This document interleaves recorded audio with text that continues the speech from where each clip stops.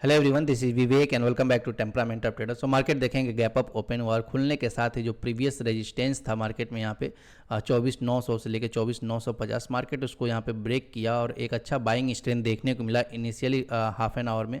उसके बाद से देखेंगे आप 25,000 के लेवल पे एक पॉजिटिव प्रोजेक्शन भी क्रिएट किया मार्केट ने, लेकिन उसके बाद सस्टेन नहीं हुआ ये जो लेवल है और उसके बाद से यहाँ पे एक सेलिंग स्विंग क्रिएट हुआ मार्केट। सेकेंड हाफ में देखेंगे एक साइडवेज मार्केट यहाँ पे चलता रहा और जो क्लोजिंग मिली है 25,000 के आसपास मिली है। तो अभी के लिए जो हमारे लिए इंपॉर्टेंट सपोर्ट का काम कर सकता है वो 24,950 से लेके 24,900 का जो लेवल है ये हमारे लिए इंपॉर्टेंट सपोर्ट है। मार्केट अगर इसके ऊपर बना रहता है, कंसोलिडेट करके अगर ऊपर का लेवल ये निकालता है 25-50 25-75, देन हो सकता है हमें 100-200 पॉइंट का अपवर्ड रैली एक देखने को मिले। अदरवाइज अगर यहाँ पे ये सपोर्ट ब्रेक होता है देन फर्दर हो सकता है 100-150 का स्लो एंड स्टेडी यहाँ पे सेलिंग देखने को मिल सकता है। लेकिन अभी के लिए देखेंगे एक पॉज कैंडल टाइप का क्रिएट हुआ है, लेकिन ऊपर के लेवल पे मार्केट है तो अभी भी पॉजिटिव प्रोजेक्शन बना हुआ है मार्केट में। तो यहाँ से मार्केट अगर ऊपर निकलता है देन हो सकता है हमें कुछ अच्छे मोमेंटम्स भी देखने को मिल सकते हैं। प्रीमियम में देखेंगे आज दोनों साइड मोमेंटम किया मार्केट और स्मॉल मोमेंटम ट्रेड्स अगर दोनों साइड मिले होंगे आप देखेंगे यहाँ पे कॉल के प्रीमियम में और पुट के प्रीमियम में दोनों साइड एक मोमेंटम जनरेट हुआ। फर्स्ट यहाँ पे बाइंग स्ट्रेंथ आया और जो प्रीवियस स्विंग था उसको जैसे ही ब्रेक हुआ यहाँ पे कुछ एक आइडियल सिचुएशन हो सकता है एंट्री का और यहाँ पे हो सकता है कि एक टारगेट छोटा सा कैप्चर करने को मिला हो। उसके बाद से हो सकता है फर्दर एक्सटेंड जब मार्केट कर रहा था यहाँ पे फिर से रिवर्स हुआ और यहाँ पे देखेंगे जो लोग भी इंट्राडे में पोजीशंस क्रिएट किए होंगे हो सकता है उनका एसएल गया हो और यहाँ पे इसीलिए पुट के प्रीमियम्स में आप देखेंगे एक शार्प एक रैली देखने को मिला, लेकिन यहाँ पे वो सस्टेन नहीं हुआ, काफ़ी वीक्स क्रिएट हो रहे थे। तो यहाँ पे काफ़ी कन्फ्यूजन था। जो लोग भी क्विकली यहाँ पे मोमेंटम में एंट्री लेके कुछ प्रॉफिट जनरेट किए होंगे देन उसके लिए ओके। अदरवाइज कोई अगर होल्ड किया होगा ये सोच के कि इंट्राडे में हो सकता है कि आज लेवल ये ब्रेक हो जो भी ओपनिंग लेवल था, देन यहाँ पे उनको हो सकता है फिर से निकलना पड़ा हो या फिर लॉस बुक करना पड़ा हो।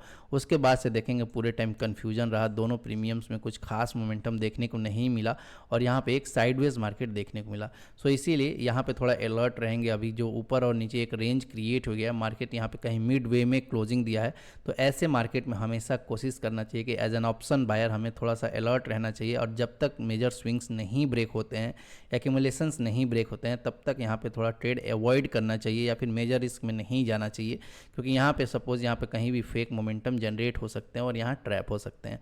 तो कोशिश यही करना है कि जब तक हमें एक स्ट्रॉन्ग बाइंग स्ट्रेंथ ना दिखे या फिर एक स्ट्रॉन्ग सेलिंग ना दिखे तब तक यहाँ पे ट्रेड अवॉइड करें इस जोन में, ताकि यहाँ पे कुछ लॉसेस जो है कंफ्यूजन में वो अवॉइड किए जा सके।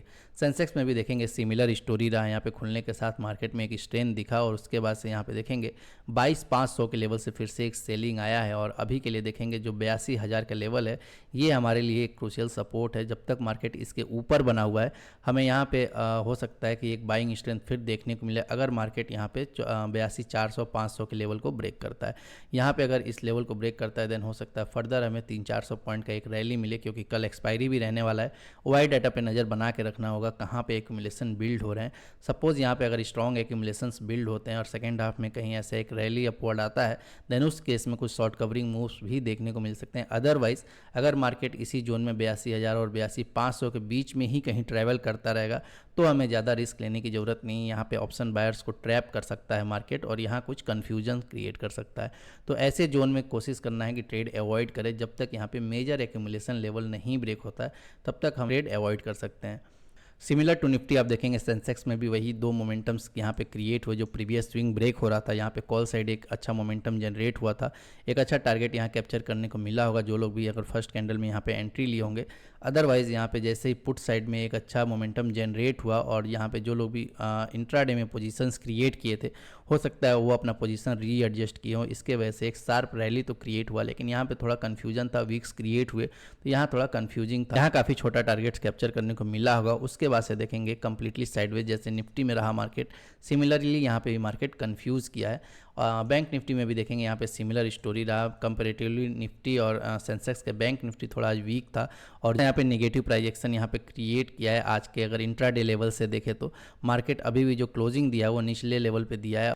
जहाँ पे ओपनिंग लेवल था मार्केट यहीं आसपास ही कहीं क्लोजिंग दिया है। तो अभी इंपॉर्टेंट जो सपोर्ट है 55,400 और 500 के बीच, ये हमारे लिए एक इंपॉर्टेंट सपोर्ट की तरह एक्ट कर सकता है। लेवल अगर मार्केट इसके ऊपर बना रहेगा और फर्दर यहाँ पे आप देखेंगे 55,800 और 900 के लेवल को क्रॉस करता है, देन हो सकता है हमें 56,000 का लेवल भी ब्रेक होता हुआ दिख जाए। अदरवाइज़ यहाँ पे अगर नीचे के सपोर्ट्स ब्रेक होते हैं देन हो सकता है यहाँ पे स्लो एंड स्टेडी कुछ सेलिंग देखने को मिल सकता है, लेकिन हो सकता है थोड़ा सा कन्फ्यूजन रहे यहाँ पे और फास्ट पैनिक सेलिंग देखने को ना मिले। मार्केट अभी भी देखेंगे जो एक पॉजिटिव प्राइस एक्शन में है, जो जब तक कोई मेजर लेवल्स नहीं ब्रेक होते, सपोज यहाँ 55,000 का जो लेवल है ये हमारे लिए मेजर क्रूशियल एक सपोर्ट की तरह एक्ट कर सकता है। और जब तक मार्केट इससे नीचे ऊपर बना रहता है हो सकता है हमें शार्प सेलिंग देखने को ना मिले, और जैसे ही 55,000 का लेवल ब्रेक होगा उस केस में हो सकता है हमें शार्प सेलिंग देखने को मिल सकता है। मार्केट यहाँ पे अगर 55,500 और 55,800 के बीच में कहीं ट्रैवल करेगा देन यहाँ पे हमें ज़्यादा रिस्क नहीं लेना है और कोशिश करना है इस जोन में ट्रेड अवॉइड करना,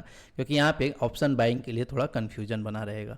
सो रिगार्डिंग मेंटरशिप, हमने जो भी इनरोलमेंट प्रोसेस है उसको अभी क्लोज़ कर दिया है।